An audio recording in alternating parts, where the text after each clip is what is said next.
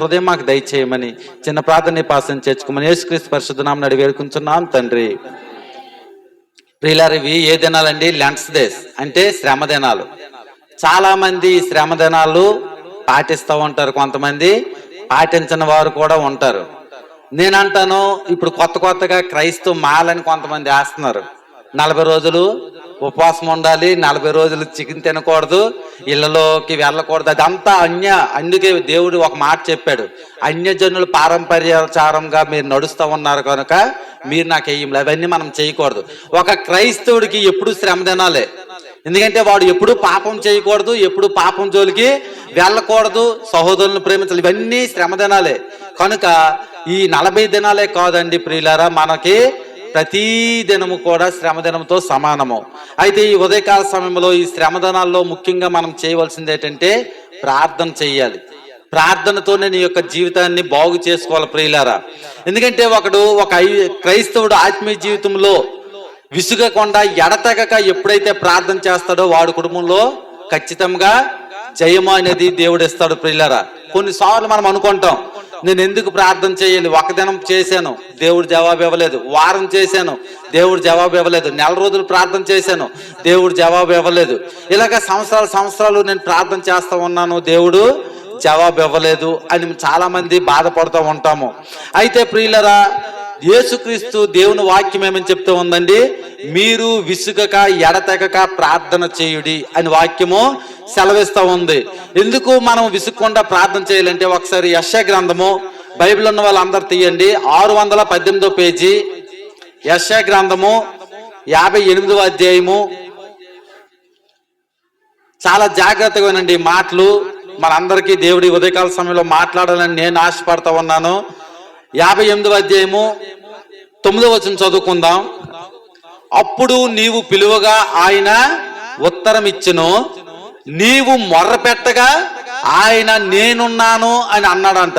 ప్రియులారా, ఇక్కడ యెషయా భక్తుడు చెప్తా ఉన్నాడు, నీవు దేవుని సన్నిధిలో ఒకవేళ దేవునికి ఎక్కువగా పిలుస్తూ ఉంటే ఆయన ఏం చేస్తాడంట తెలుసా? మొట్టమొదటిగా నీకు ఉత్తరం ఇస్తాడు. రెండోదిగా చూసుకుంటే ఏమైనా ఉందండి, నువ్వు ఇంకా ఎక్కువగా మొర్ర పెడతా ఉంటే ఆయన ఏమంటాడంటే, నువ్వు ఎందుకు అంతగా బాధపడతా ఉన్నావు, నీకు నేను తోడుగా ఉన్నానని రెండో వాక్యంగా ఆయన చెప్తా ఉన్నాడు. ఎందుకంటే ఆయన మనం మొర్ర పెడితే పలికే దేవుడు. నువ్వు ఆయనకి ప్రభువా అని పిలిస్తే ఆయన ఆలకించే దేవుడు మన దేవుడు. కనుక ప్రియులారా, ఇక్కడ తండ్రి అని నువ్వు ఎప్పుడైతే పిలుస్తావో ఆయన వెంటనే సమాధానం ఇస్తాను అంటున్నాడు. ఏమని అన్నాడండి? నీవు పిలువుగా నేను ఉత్తరం ఇస్తాను, నీవు మొర్ర పెట్టగానే నేనున్నాను అని నేను అంటానని అంటున్నాడు. ఆయన ఏమని చెప్తా ఉన్నాడంటే, ఏమి నా కుమారుడని నీకు ఆయన ఉత్తరం ఇవ్వడానికి ఇష్టపడతా ఉన్నాడు. ఒక ఉదాహరణ చెప్తాను. ఒక తల్లి ఉందనుకోండి, చిన్న కుమారుడు ఉన్నాడు, ఉయ్యాల్లో వేసి ఊపుతూ ఉంది. ఆమె అక్కడికి వెళ్ళి ఒక పని చేస్తూ ఉంది అనుకోండి, ఆ పని చేస్తున్న సమయంలో పిల్లాడు కయ్యమని ఏడ్చాడు అనుకోండి, ఆ తల్లి ఏం చేస్తుందండి? ఆ సామాన్లన్నీ అక్కడ వదిలేసి పరిగెట్టి పిల్లడి దగ్గరికి వస్తుంది. అయ్యో వాడు మరి కొంతసేపు వేడని, కొంతసేపు బాధపడని, వాడు ఉయ్యట్లోనే ఉన్నాడు కదని తల్లి ఎప్పుడు నిర్లక్ష్యం చేయదు. ఎందుకంటే తన కుమారుడు పట్ల తన తల్లికి ప్రేమ ఉంది కనుక. ఎందుకు ఆ తల్లికి ఆ ప్రేమ వచ్చిందంటే, ఆ ప్రేమ గల దేవుడు మనల్ని సృష్టించాడు కనుకే ప్రియులారా, దేవునికి స్తోత్రం. ఎందుకంటే ఆ తల్లి ఆ పిల్లడు యొక్క ఏడుపు గుండె చప్పుడు విని ఏం చేస్తుంది? పరిగెట్టి తన కుమారుడి దగ్గరికి వెళ్ళి ఓదారుస్తుంది, లేకపోతే పాలు పడుతుంది. అలాగే మనము కూడా దేవునికి ఎప్పుడైతే ప్రార్థన చేస్తామో దేవుడు కూడా మన ప్రార్థన విని మనకి ఓదార్చడానికి ఆయన బయలుదేరుతాడు ప్రియులారా. ఎందుకంటే మన తల్లిదండ్రుల కన్నా శ్రేష్టమైన వాడు మన ఆరాధిస్తున్న దేవుడు. ఎందుకంటే తండ్రి అని నీవు పిలిస్తే ఆయన నీకు ప్రత్యుత్తరం ఇస్తానంటున్న దేవుడు ప్రియులారా. అందుకే ఇక్కడ యెషయా భక్తుడు ఏమని చెప్తా ఉన్నాడు? అప్పుడు నీవు పిలువగా యెహోవా నీకు ఉత్తరం ఇస్తాడు, నీవు మొర్ర పెట్టగా ఆయన నేనున్నానని అంటాడు. అదే మాట ఎఫెసీయులకు రాసిన పత్రిక 3:21 ఏమని ఉంది? మీరు అడుగు వాటి కంటేను ఊహించే వాటి కంటేను అత్యధికంగా మేలు ఆయన దయచేయి దేవుడు. అంటే నువ్వు ప్రార్థన చేస్తున్నప్పుడు ఆయనకి తెలుసు, అయ్యో నా కుమారుడు ఇదిగో పలానా దాని కొరకు అడుగుతా ఉన్నాడు, ఇదిగో నా కుమార్తె ఆ యొక్క బాధల గురించి నాకు వివరిస్తూ ఉందని ఆయన తెలుసుకుని ఏం చేస్తాడంటే, నువ్వు అడిగిన దానికంటే ఊహించిన దానికంటే ఆయన ఎక్కువగా ఇస్తానని ఆయన వాగ్దానం చేసిన దేవుడు ప్రియులారా. అయితే మనం ఈ ఉదయకాల సమయంలో ఒక మాట చూసుకుందాం. కొన్ని సందర్భాల్లో నీవెంత ప్రార్థన చేసినా దేవుడు ఎందుకు జవాబు ఇవ్వడు అనేది ఈరోజు ఉదయకాల సమయంలో మనము క్లుప్తంగా చూసుకుందాం. ఇదే వాక్యం నిన్న కూడా నేను అక్కడ ఒక చర్చిలో చెప్పాను. అయితే మనము దేవుని దగ్గర ఏమని చెప్పారు యేసుక్రీస్తు ప్రభు వారు? మనము దేవుని దగ్గర విసుకక ఎడతెగక ప్రార్థన చేయాలని మొట్టమొదటి మాట మనం చదువుకున్నాం. అయితే మనం విసుకక ఎడతెగక నువ్వు ప్రార్థన చేస్తా ఉన్నావు, కానీ నీకు జవాబు రావట్లేదు. ఒక మర్మం చెప్తాను, అది ఉదాహరణ బైబిల్లో ఉంది. ఖచ్చితంగా మీరు అందరూ ప్రార్థన చేస్తాడు. బైబిల్లో ఒక వ్యక్తి ఉన్నాడు ప్రియులారా, అతని పేరు దానియేలు. అతను ఒక దినము కాదు, 2 దినములు కాదు, 3 దినములు కాదు, 21 రోజులు ఎడతెగకుండా విసుక్కుండా ప్రార్థన చేస్తూ ఉన్నాడు. ప్రార్థన చేస్తూ ఉన్న సమయంలో ఆయనకు ఒక స్వరం వినబడింది. ఒక దేవదూత పరలోకంలో నుంచి వచ్చి దానియేలు నీవు బహుప్రియుడు అని చెప్పింది. ప్రియులు ఒకసారి మాట చూద్దాం. నీవు బహుప్రియుడువు. అయితే అప్పుడు దానియేలు అంటాడు, నీవు మరి ఇన్ని రోజులు ఎందుకు నా ప్రార్థన వినలేదు? దానియేలు గ్రంథము 10వ అధ్యాయము 742 పేజీ, పాత నిబంధనలో 742 పేజీ అండి. దానియేలు గ్రంథము 10వ అధ్యాయము 11 నుంచి చూసుకుందాం. దానియేలు గ్రంథము 10వ అధ్యాయము 11 నుంచి. దానియేలు నీవు బహుప్రియుడు గనుక నేను నీ యొద్దకు పంపబడితిని. నీవు లేచి నిలబడి నేను నీతో చెప్పు మాటలు తెలుసుకొనమనెను. అతడు ఈ మాటలు నాతో చెప్పగా నేను వణుకుచూ నిలబడితిని. ఆ తర్వాత చూడండి 12వ వచనం, చాలా మంచి మాట.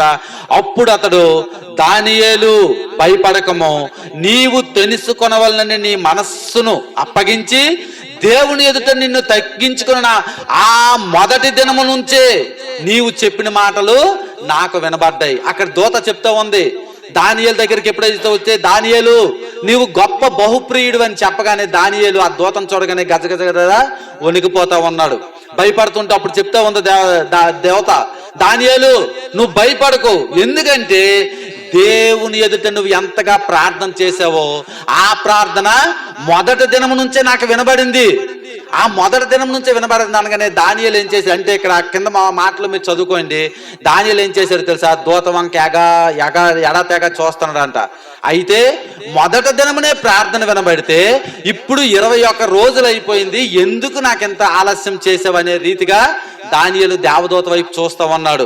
అప్పుడు చూడండి దానియేలు ఎప్పటి నుంచి ప్రార్థన చేస్తాడంటే అక్కడ 9వ అధ్యాయం 23వ వచనంలో ఉంటది, నీవు బహుప్రియుడువు గనుక నీ విజ్ఞాపము చేయని ఆరంభించినప్పుడు ఈ సంగతి నీకు చెప్పుటకు వెళ్ళవలనని ఆజ్ఞ బయలుదేరెను.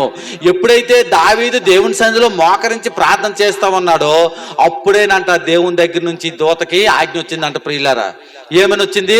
అదుగో దానియేలు ప్రార్థన చేస్తా ఉన్నాడు, నీవు అక్కడికి వెళ్ళి ఆయనకి సమాధాన పడు, ఆయనకి కావాల్సింది నువ్వు దయచేయని ఎవరికి దేవుడు ఆజ్ఞాపించాడండి? దూతకు ఆజ్ఞాపించాడు. దూతకు ఆజ్ఞాపించగానే దానియేలుకి ఏం జరగాలండి?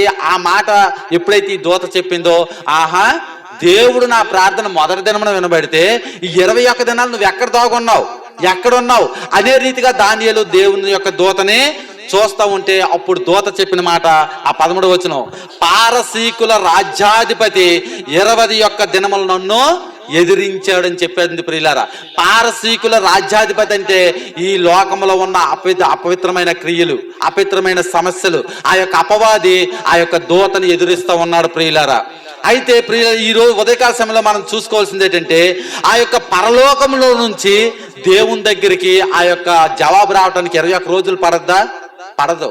ఎందుకంటే మనము చేసే ప్రార్థన దేవుని సన్నిధికి క్షణములో వెళ్తుంది.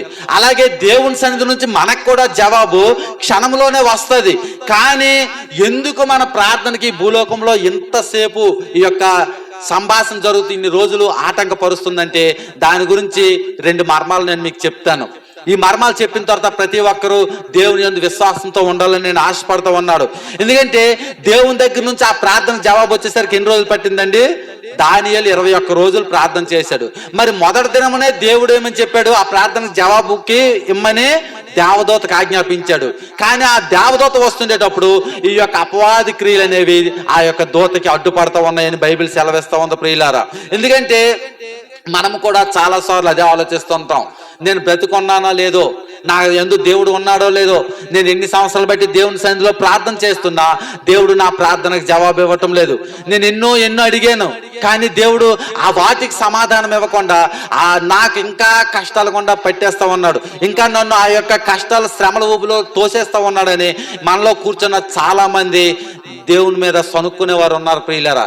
దేవుని మీద కొనుక్కునే వారు ఉన్నారు. కానీ అక్కడ బైబిల్ సెలవిస్తూ ఉంది, ఆకాశంలో ఉన్న దురాత్మలంట ఆ ప్రార్థనకి జవాబు రాకుండా చేసేయంట. అవి ఎందుకు మనకి జవాబు రాకుండా చేస్తాయి, అవి ఎందుకు మనకి ఆ దేవుని దగ్గర నుంచి సమాధానం లేకుండా చూస్తాయంటే 2 మర్మాలు చెప్తాను. మొట్టమొదటి మర్మం ఏంటంటే, నువ్వు ఎప్పుడైతే మోకలించి ప్రార్థన చేస్తావో, నువ్వు ఎప్పుడైతే దేవుని సన్నిధిలో అంగలారుస్తావో, ఈ దినము ఉదయము సాయంత్రము దినదినము దేవుని సన్నిధిలో ప్రార్థన చేస్తావో, మొట్టమొదటిగా దురాత్మ దేవుని దగ్గరికి వెళ్తుంది ప్రియులారా.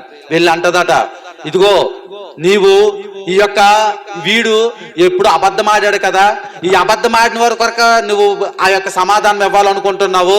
అలాగే ఈ వ్యక్తి తన కళ్ళతో అపవిత్రమైనన్ని చూశాడు కదా, ఈ వ్యక్తికై నువ్వు సమాధానం ఇవ్వాలనుకుంటున్నావు. తన చేతులతో అనేకమైన అపవిత్రమైన పనులు చేస్తూ దేవాదేవాన్ని నువ్వు దేవుని కొలుస్తూ ఉన్నాడు కదా, ఈ వ్యక్తికై నువ్వు న్యాయం చేయాలనుకుంటున్నావని ఆ యొక్క దురాత్మ ఏం చేస్తుందంటే దేవుని దగ్గర మొర పెడతాది ప్రియులారా. ఎందుకంటే ఆయన అంటాడు, నీవు పాపిని కూడా ఆశీర్వదించే దేవుడువా, నువ్వు పాపాన్ని కూడా మూట కొట్టుకొని దేవుడు అని తిరుగుతున్నా వీరి యొక్క బ్రతుకులపై నువ్వు ఆశపడతా ఉన్నావా మార్చాలని ఆ యొక్క దురాత్మ నిన్ను బట్టి నన్ను బట్టి దేవుని దగ్గర నేరారోపణ చేస్తుంది ప్రియులారా. అప్పుడు ఆ యొక్క దేవుడు చూస్తూ ఉంటాడు. కానీ దేవునికి మనకి మధ్యవర్తి ఒకరు ఉన్నారు. ఎవరండి? యేసుక్రీస్తు ప్రభువారు. ఆ యొక్క యేసుక్రీస్తు ప్రభువారు ఆ సమయంలో ఏం చేస్తారో తెలుసా? తండ్రి అయిన దేవునికి ఆ మధ్యవర్తిగా ఉన్న యేసయ్య దేవుని దగ్గర మొర పెడతాడు. ఏమని మొర పెడతాడు? తండ్రి, ఇదిగో వీడు బలహీనుడే, అబద్ధం ఆడనని నిశ్చయించుకున్నాడు, మరలా అబద్ధం ఆడుతూ ఉన్నాడు. తన కళ్ళతో పాపం చేయని నిశ్చయించుకుంటున్నాడు, మరలా పాపం చేస్తూ ఉన్నాడు. ఇదిగో వీడు పాపాత్ముడే, వీడు దుర్మార్గుడే, వీడు బలహీనుడే. కానీ 2025 సంవత్సరాల క్రితము నన్ను పంపించావు కదయ్యా, వీడి కొరకే కదా నేను రక్తం కార్చింది, వీడి కొరకే కదా నేను ఆ శిలువలో బలియాగమైంది. నా రక్తంలో నుంచి అతను చూడు, వాడు పాపాత్ముడే కానీ ఇప్పుడు ఆ పాపాన్ని ఒప్పుకుంటా ఉన్నాడు. వాడు దుర్మార్గుడే కానీ ఆ దుర్మార్గతను విడిచిపెడతా ఉన్నాడు. ఇదిగో వాడు నీతిమంతుడు కాదు, అనీతిమంతుడే, కానీ వాడు నీతి మార్గంలో నడవడానికి ఇష్టపడతా ఉన్నాడయ్యా. అందుకొరకే నా కొరకు ప్రార్థన చేస్తా ఉన్నాడు. కనుక ఒక్కసారి అవకాశం ఇయ్యి, వాడు బ్రతుకు మార్చుకుంటాడు. ఒక్కసారి అవకాశం ఇయ్యి, వాడు జీవితాన్ని సరిదిద్దుకుంటాడని ఆ దేవాది దేవుడైన యేసుక్రీస్తు ప్రభువారు తండ్రి దగ్గర మొర్ర పెడతారు ప్రియులారా. ఎప్పుడైతే యేసుక్రీస్తు ప్రభువారు మొర్ర పెడతారో, కొంతమంది విశ్వాసముతో విరిగినలిగిన హృదయంతో ఎప్పుడైతే ప్రార్థన చేస్తారో వారి కుటుంబాల్లో కార్యం జరుగుతుంది. అప్పుడు దేవాది దేవుడు ఏం చేస్తారో తెలుసా?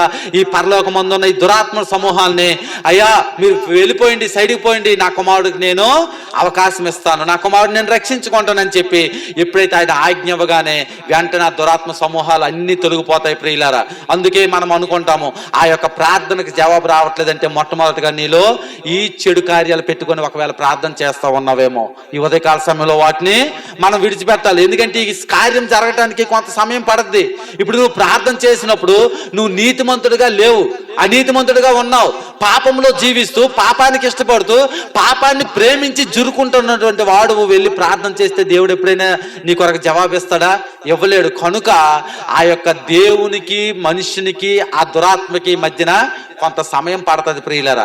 ఆ సమయంలో దేవాది దేవుడు మన అందరి గురించి అడుగుతాడు, అయ్యో అయ్యో నా కుమారుడిని రక్షించని అడిగేటప్పుడు నా రక్తంలో నుంచి నా కుమారుడిని చూడు, వాడు పరిశుద్ధుడిగా మారుతాడు, నా రక్తం ద్వారానే కదా వాడు నేను కొనుక్కున్నానని దేవుడు ఎప్పుడైతే విజ్ఞాపన చేస్తాడో ఆ దేవాది దేవుడు ఏం చేస్తాడో తెలుసా?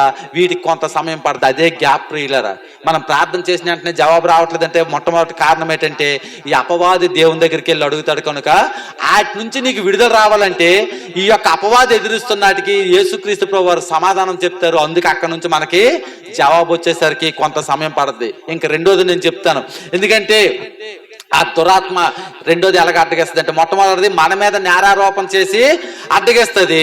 రెండోది మనకి ఎలా అడ్డగిస్తుంది అంటే ప్రియులారా, ఇక్కడ అయ్యా అని నువ్వు ప్రార్థన చేసిన వెంటనే దేవుడు నువ్వు జవాబిస్తున్నావు కాబట్టి వాడు నిన్ను ప్రార్థన చేస్తున్నాడని మనల్ని బట్టి దేవునికి నిందిస్తుంది ప్రియులారా. మొట్టమొదటికి దేవుని దగ్గర నుంచి జవాబుకి మన గురించి నేరారోపణ చేస్తాడు. రెండోది నీవు చేసిన ప్రార్థనకి దేవుడు జవాబిస్తే దేవుని నిందిస్తుంది అంట ఆ అపవాది. దేవునికి ఏమని నిందిస్తుంది తెలుసా? వాడు నిన్ను స్తుతిస్తా ఉన్నాడంటే కారణం ఏంటో తెలుసా? నువ్వు అన్ని వాడికి మేలు చేసావు, నువ్వు అన్ని వాడికి సమృద్ధిని ఇస్తున్నావు, అందుకనే నువ్వు వాడిని నిన్ను స్తుతిస్తా అన్నాడు. అదే ఒకసారి నువ్వు తలుపులు మూసే, వాడికి ఆరోగ్యం తీసే, వాడికి అనారోగ్యం కలుగు చెయ్యు, వాడికి నిందలు వచ్చేటట్టు చెయ్యు, సమాజంలో తిరుగుతున్నప్పుడు వాడిని అనేక మంది తిట్టినట్టు చెయ్యు. అలా నువ్వు ఎప్పుడైతే చేస్తావో వాడు వెంటనే ప్రార్థన మానేస్తాడు, వాడు వెంటనే ప్రార్థనకు దూరంగా వెళ్ళిపోతాడు. నాకు ఈ ప్రార్థన అవసరం లేదు, నేను ఎంతకాలం దేవునికి ప్రార్థన చేస్తాను, ప్రార్థన చేస్తే దేవుడు నా ప్రార్థన వినలేదని వాడు దూరం వెళ్ళిపోతాడని ఆ యొక్క అపవాదైన సాతాను ఏం చేస్తాడండి? ఆ యొక్క దేవుని దగ్గర నేరారోపణ చేస్తాడు. మొట్టమొదటిగా ఏం చేస్తాడు? నీ పాపాన్ని బట్టి నేరారోపణ చేస్తాడు. రెండోదిగా ఏం చేస్తాడంటే మనము చేసిన మేలును, మనకి చేసిన మేలుని బట్టి దేవునికి నేరారోపణ చేయడం మొదలు పెడతారు ప్రియులారా.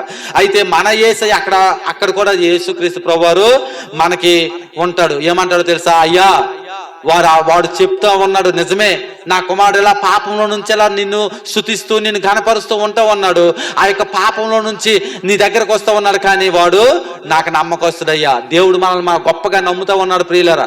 అయ్యో నా కుమార్తె నా యందు విశ్వాసం ఉంచుతా ఉన్నదని నిన్ను నన్ను మనల్ని అందరినీ నమ్మి ఆయన ఏమంటాడో తెలుసా? నిజమేనయ్యా, ఒకవేళ నువ్వు ఆహారం ఇవ్వకపోయినా ఆయన నిన్ను స్తుతిస్తాడు, ఒకవేళ నువ్వు ఘనపరచకపోయినా ఆయన నిన్ను ఘనపరుస్తాడు, ఒకవేళ నువ్వు ఆయనకి ఉన్నదంతా తీసివేసి ఒక లేమి స్థితిలో ఉంచినా సరే నన్ను విడిచిపెట్టడు. అటువంటి వారయ్యా నా కుమారుడని దేవుడు మరలా మన గురించి ఆ యొక్క దేవాది దేవునికి విజ్ఞాపన చేస్తాడు ప్రియులారా. అలా చేయటం వల్ల కడుపు నిండా భోజనం పెట్టినా పెట్టకపోయినా సరే నా కుమారుడు నా మందిరంలో కూర్చుంటాడు. అయ్యో వాడికి ఎన్ని ఆపదలు వచ్చినా సరే నా మందిరానికి వచ్చి నన్ను ఆరాధిస్తా ఉన్నాడని మన కొరకు ఆ దేవాది దేవుడు ప్రభు అయిన దేవునికి ఆయన విజ్ఞాపన చేస్తాడు ప్రియులారా. కనుక ఈ ఉదయకాల సమయంలో నేను మీకు 2 వచనాలు చెప్పాను. చాలా మంది మనలో ఇక్కడ కూర్చుని వారు ఉన్నారు, వారు కొంతమంది వారి యొక్క పంటల గురించి ప్రార్థన చేసిన వారు ఉన్నారు, వారు వ్యాపారాల గురించి ప్రార్థన చేసేవారు ఉన్నారు, చదువుల గురించి ప్రార్థన చేసేవారు ఉన్నారు, కుటుంబంలో అసమతల గురించి ప్రార్థన చేసేవారు ఉన్నారు. కానీ మనకు జవాబు రావట్లేదంటే కారణం ఏంటండి? మొట్టమొదటిగా సాతాను మనకు చేస్తున్నటువంటి ఎదురింపు. నీవు ఇక్కడ దానియేలు ఎలా అయితే ఆ మొదటి దినమున ప్రార్థన చేయటం మొదలు పెట్టాడో అప్పుడే ఏమైందండి? దేవుని సన్నిధిలో నుండి జవాబు బయలుదేరింది. కానీ దానియేలు దగ్గరికి వచ్చేసరికి ఎన్ని రోజులు పట్టిందండి? 21 రోజులు. చూడండి, మళ్ళీ చదువుకుందాం ఆ మాట. అప్పుడు అతడు దానియేలు భయపడకము, నీవు తెలుసుకోవాలని నీ మనస్సు అప్పగించి దేవుని ఎదుట నిన్ను తగ్గించుకొని ఆ మొదటి దినం మొదలుకొని నీవు చెప్పిన మాటలు నాకు వినబడ్డాయి. మనము కూడా ప్రార్థన చేయటం ఎప్పుడైతే మొదలు పెడతామో ఆ మొదటి దినమే దేవుని దగ్గరికి మన ప్రార్థన వెళ్తుంది ప్రియులారా. కానీ మనం ఏమనుకుంటామంటే దేవుణ్ణి ఎంత ప్రార్థన చేసినా దేవుడు నాకు జవాబు ఇవ్వలేదని నువ్వు బాధపడతా ఉన్నావేమో. కారణం ఏంటంటే అపవాదైన సాతాను ఏం చేస్తున్నాడు? మన మీద నేరారోపణ చేస్తున్నాడు. ఒకవేళ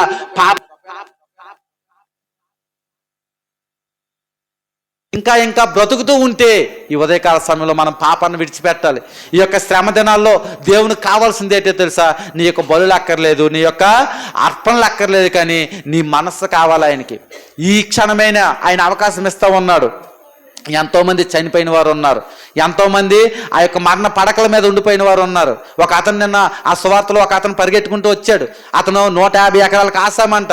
ఆయన వచ్చి వాక్యం చెప్పినప్పుడు నేను అక్కడ చెప్పిన మాట ఏంటో తెలుసా? బంధువులు నిన్ను విడిచిపెట్టవచ్చు, స్నేహితులు విడిచిపెట్టవచ్చు, చుట్టాలు విడిచిపెట్టవచ్చు, కానీ ఒక దినమని దేవుని వాక్యం నిన్ను విడిచిపెట్టదని చెప్పాను. వెంటనే పరిగెట్టి వచ్చి అక్కడ ఆ యొక్క చాలా మంది ఫాస్టర్లు ఉన్నారు. అయ్యా నాకు ఒక ప్రార్థన చేయండి అన్నాడు. ఆయన సాక్ష్యం వింటే చాలా గొప్ప అనిపించింది.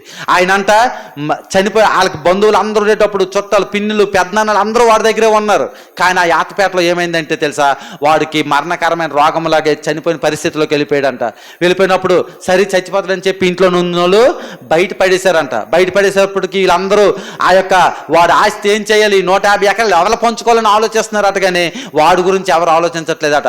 వాడు చెప్పిన మాట అదే సమయంలో వాడికంట వాడు చచ్చిపోతాడానికి ఒక 2 రోజులు అంటే 2 నెలలు 3 నెలల క్రితమాట ఒక వాక్యం వినబడిందంట. సువార్తకి ఎవరో వచ్చారంట ఆ తోవలో. మీరు ప్రయాసపడుతూ ఉన్నారా? నా ఎద్దకు రండి, నేను మీకు విశ్రాంతిని ఇస్తాను, నేను మీకు బాగు చేస్తాను, రోగంలో ఏ రోగమును నీకు రానియ్యను అని వాక్యంతో ఆడ మరణపడక మాట్లాడలేకపోతున్నాడు, కదలలేకపోతున్నాడు. కానీ వాడు మనస్సు దేవుని మీదకి వెళ్ళిందంట ప్రియులారా. సరే వాడు చచ్చిపోతాడని చెప్పి ఆ బయట వేసి 3 రోజులు ఉన్నదంట. ఈ 2 రోజుల్లోని గొయ్యి కూడా తీసి రెడీగా ఉంచారట. దేనికి? ఇతను చనిపోతే పాతిడానికి వరకు. అటువంటి సమయంలో అప్పుడు ఆ దేవుడు జ్ఞాపకం వచ్చి అతను ప్రార్థన చేశాడంట. అయ్యా ఒక్కసారి నాకు అవకాశం ఇవ్వా, ఈ లోకాన్నే నేను నిన్ను నమ్ముకొని నీ గురించి నేను అనేక మందికి చెప్తానంటే ఈరోజు అతను అక్కడ సేవ చేస్తున్నాడు అంట ప్రియులరా. అదేదో ఊరు అంటే అక్కడ చర్చ్ ఉంది. అయ్యా రాయలసీమ మాకు అందరికీ తీసుకుని వెళ్ళాడు. ఆ తీసుకుని వెళ్ళేసరికి ఆయన ద్వారా ఆ ఊరు మారింది. మీకు ఒక అద్భుతం చెప్పను. అక్కడ ఒక మందిరం ఉంది. ఆ మందిరం దగ్గర ఒక అన్యురాలు మా వచ్చిన 100 మంది 50 మంది మేము అందరికి మధ్య కలిపి ఇచ్చింది. ఆవిడ ఎక్కడెక్కడి నుంచో ప్రయాసపడుతుంది. అంటే అంతగా దేవుని యొక్క సువార్త అతని ద్వారా వెళ్ళింది ప్రియులారా. ఆయన చెప్పిన సాక్ష్యం ఏంటో తెలుసా? నాకు ఎవ్వరూ లేరు, అందరూ నన్ను విడిచిపెట్టినప్పుడు నేను అనాదిగా పడి ఉన్నాను. ఇప్పుడు నేను ఒక 150 ఎకరాలు సంపాదించాను, అందరూ నా చుట్టే ఉన్నారు, అందరూ నా చుట్టే తిరుగుతున్నారని. ఈరోజు మనము కూడా అదే పరిస్థితిలో ఉన్నామేమో.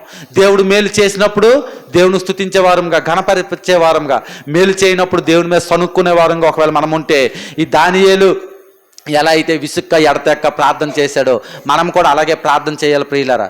నీ ప్రార్థనకి జవాబు రాలేదని నువ్వు కృంగిపోవద్దు. ఎందుకంటే ఏమి చెప్పానో అక్కడ చూడండి, పారసేలకుల రాజ్యాధిపతి ఈ యొక్క అపవిత్ర దురాత్మల సమూహమైనటువంటి వాడు దేవుని దగ్గరికి వెళ్ళి నేరారోపణ చేస్తా ఉన్నాడు నీ మీద. ఎందుకు చేస్తా ఉన్నాడు అంటే నీ బ్రతుకు అలా ఉంది కనుక, నీ యొక్క జీవితం అలా జీవిస్తున్నావు కనుక. ఇక్కడ పవిత్రురాలుగా నువ్వు బ్రతుకుతూ ఉన్నావు. దేవుని సన్నిధిలో బయటికి వెళ్ళిపోయిన తర్వాత నువ్వు ఎలా ఉన్నావు? మరలా అదే పాపాన్ని జురుకుంటూ ఉన్నావు. కనుకనే దేవుడు ఏమంటున్నాడంటే, ఇటువంటి వాడిగా నువ్వు మేలు చేసేది, ఇటువంటి వ్యక్తికి, అబద్ధమాడిన వ్యక్తిగా, మోసం చేసిన వ్యక్తిగా, దొంగతనం చేసిన వ్యక్తిగా నీవు మేలు చేయాలనుకుంటున్నావని దేవుని దగ్గర ఆయన నేరారోపణ చేస్తూ ఉన్నాడు ప్రియులారా. ఒకవేళ ఆ స్థితిలో ఉంటే అన్ని విడిచిపెట్టి దేవుని రండి. కానీ యేసయ్య మాత్రం నీ గురించి నా గురించి ఎప్పుడు ఉన్నాడు. నిజమేనయ్యా, పాపాత్ముడే, పాపాత్మురాలే, కానీ వాడి కొరకే కదా నేను ప్రాణం పెట్టాను, వాడి కొరకే కదా నేను 2000 సంవత్సరాల క్రితం రక్తం కాచాను. నా రక్తంలో నుంచి చూడు, వాడు పాపాన్ని ఒప్పుకుంటున్నాడు, ప్రాయశ్చిత్త పడుతున్నాడు, వాడు జీవితాన్ని మార్చుకుంటున్నాడని ఆశపడతా ఉన్నాడు ప్రియులారా. ఆఖరికి ఇంకొక మాట చదువుకుందాం. ఎందుకంటే దేవుని దగ్గర మనము ఏం చేయాలంటే విసుకక ఎడతెగక ప్రార్థన చేయాలి. లోకాసువార్త 18వ అధ్యాయం 1వ వచనం చూసుకుందాం. లోకాసువార్త 18వ అధ్యాయము 1వ వచనం.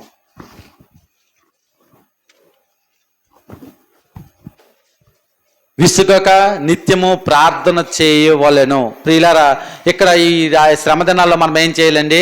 ఇంట్లో వచ్చిన కష్టం ఏదైనా కావచ్చు, వేదన ఏదైనా కావచ్చు, కానీ నువ్వేం చేయాలి తెలుసా? విసుగకుండా ప్రార్థన చేయాలి. ఈ దానియేలుకి ఎన్ని రోజులు పట్టిందండి?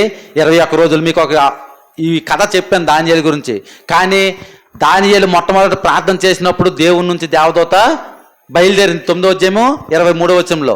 కానీ ఆ దానియేలుకి ఆ తర్వాత జరిగినటువంటి సిచ్యువేషన్ ఏంటో తెలుసా? ఎప్పుడైతే ఈ జనం అందరూ, ఇశ్రాయేలీయులు అందరూ ఆ యొక్క బబులోను సామ్రాజ్యంలో 70 సంవత్సరాలు బానిసత్వంలో ఉన్నారు ప్రియులారా. ఎన్ని సంవత్సరాలు? 70 సంవత్సరాలు బానిసత్వంలో ఉన్నారు. 70 సంవత్సరాలు వారు చెప్పిన పనులు చేస్తూ, వారు చెప్పిన అరాచకాలు వింటూ, వారితో ఏకీభవిస్తూ ఆ యొక్క అన్యజనుల మధ్యన బానిసత్వంలో బ్రతికినటువంటి ఆ యొక్క ఇశ్రాయేలీయులకి ఏమైందో తెలుసా? ఎప్పుడైతే ఈ దానియేలు విసుక్కుండా 1 దినము 2 దినములు 3 దినములు కాకుండా 21 దినములు ప్రార్థన చేశాడో ఆ ఇశ్రాయేలు ప్రజలకి రాత్రి విడుదల వచ్చింది ప్రియులారా. దేవుని స్తోత్రం. ఒకవేళ నీ జీవితము, నీ కుటుంబము ఇదే పరిస్థితిలో ఉందేమో. 70 సంవత్సరాల నుంచి ఆ యొక్క బానిసత్వంలో ఉన్నవారు ఎలా అయితే విడిపింపబడ్డారో, ఎప్పుడండి? ఎప్పుడైతే దేవదూత దానియేలు దగ్గరికి వచ్చిందో. నేరారోపణ చేసింది అంతవరకు. ఆ ప్రజలు అలా చేశారు, నీ గురించి సనుక్కున్నారు, నీ గురించి కొనుక్కున్నారు. నువ్వెన్ని చేసినా సరే వారందరూ విడిచిపెట్టి నీ గురించి ఎన్నిసార్లు అలా చేశారయ్యా, వారి గురించి నువ్వెందుకు అని ఎన్నిసార్లు నేరారోపణ చేసినప్పటికీ ఆ మధ్యవర్తిగా ఉన్న యేసుక్రీస్తు ప్రభు దానియేలు వలె దేవుణ్ణి అడిగాడు. అడిగిన తర్వాత ఇన్ని సంవత్సరాలు ఉన్నటువంటి సమస్య ఏమైపోయిందండి? ఒక రాత్రే విడుదల వచ్చేసింది. ఇశ్రాయేలు ప్రజలందరూ ఆ బానిసత్వం నుంచి విడుదల పొందారు. ఈరోజు ఈ ఉదయకాల సమయంలో వాక్యమైన మనము ఏ బానిసత్వంలో ఉన్నామో, పాపంలో ఉన్నామో, లేకపోతే మన కుటుంబం మీద పడుతున్న ఆ యొక్క వ్యాధులను బట్టి నువ్వు కృంగిపోయావా? ఆ యొక్క కృంగుదల నుంచి విడుదల నీవు కావాలంటే నువ్వేం చేయాలి తెలుసా? విసుకక ఎడతెగక ప్రార్థన చేయాలి. ప్రార్థన చేస్తే దేవుడు మన కుటుంబాలని దేవుడు మార్చడానికి ఇష్టపడుతున్నాడు. దేవుడు చిన్న మాటలు దీవించును గాక.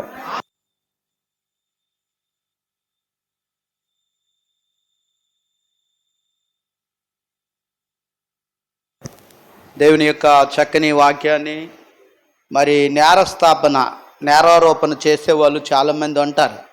నా మీద నేరారోపణ చేస్తున్నారని మనం అంటాం. ఏమండి, మంచి చేసేవారు కొంతమంది ఉంటే మన మీద నేరారోపణ చేసేవారు ఎక్కువ మంది ఉంటారు. మనల్ని పొగిడేవాళ్ళు కొంత తక్కువ మంది, మనల్ని తిట్టేవారు ఎక్కువ మంది. దేవునికి స్తోత్రం. పొగిడిన వాళ్ళు ఎంతమంది ఉంటారండి?